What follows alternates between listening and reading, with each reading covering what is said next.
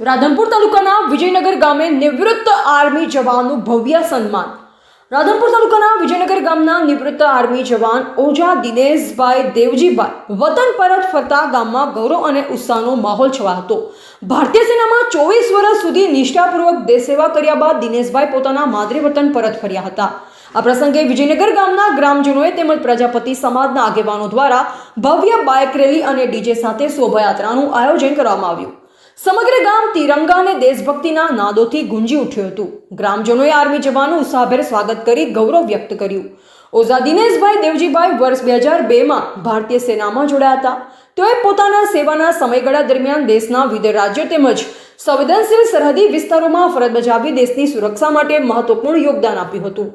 આ સન્માન સમારોહમાં તુષારકુમાર દેવજીભાઈ, રજનીકાંત દશરથભાઈ, દેવજીભાઈ ખોડાભાઈ, દશરથભાઈ ખોડાભાઈ, ગંગારામભાઈ ગાંડાભાઈ, ચૌધરી રમેશભાઈ સેવાભાઈ, સુથાર મહેશભાઈ ધનાભાઈ, સાધુ વિપુલકુમાર સહિત મોટી સંખ્યામાં ગ્રામજનો તથા સરપંચો ઉપસ્થિત રહ્યા હતા।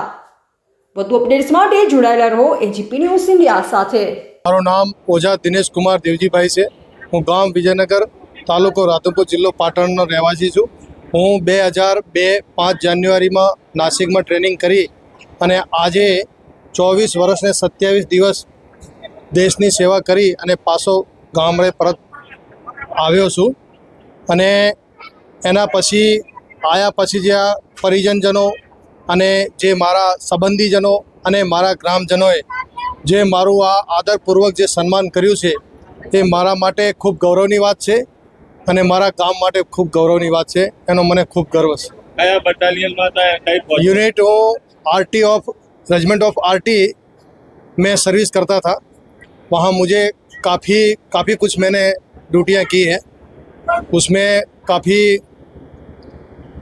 मतलब कि जो भी हमने जो देश के लिए किया है और जो हमारी यूनिट ने किया है वो हमारी यूनिट आज भी आसमानों को छू रही है और काफ़ी और आगे उन्नति करेगी ऐसी मुझे उम्मीद है।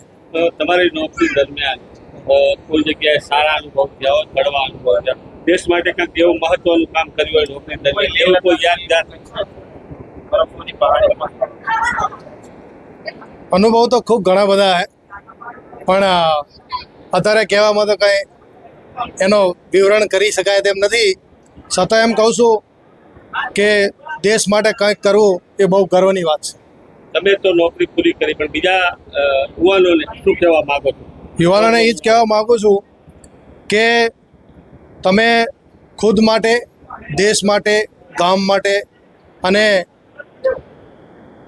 કંઈક અલગથી કરી બતાવવામાં, દેશની સેવા કર્યા પછી આગળ હવે હજુ કંઈ પૂરું નહીં થઈ ગયું કે ભાઈ ચલો દેશની સેવા કરી, હવે ગામજનોને આના પ્રત્યે દેશભક્તિ પ્રત્યે પ્રેરિત કરવાનું એ મહાન મારું કામ રહેશે કે હવે મારા ગામજનો અને મારા બધા જેટલા મતલબ જે સંપર્કમાં આવતા તમામ જ્યાં સુધી મારી કોશિશ થાય ત્યાં સુધી હું દેશભક્તિમાં જોડાવાથી હું મદદ કરીશ। મારા પતિ દેશની સેવામાં હતા। મેં પણ કહ્યું કે તમે દેશ અને ઘર સંભાળો, તમે ઘરની ચિંતા ના કરશો, હું ઘરની જવાબદારી બધી સંભાળું।